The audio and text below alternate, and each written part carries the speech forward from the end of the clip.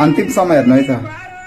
दिदी यहाँ कोही अरू दाईहरू हुनुहुन्न? हुनु न त भाइ, किन के चाहिएको थियो र?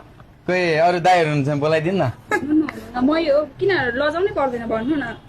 भर्खर बिहा गरेको थिएँ भर्खर बिहे अनि गरेको। हामीलाई बच्चा पनि चाहिएको थिएन।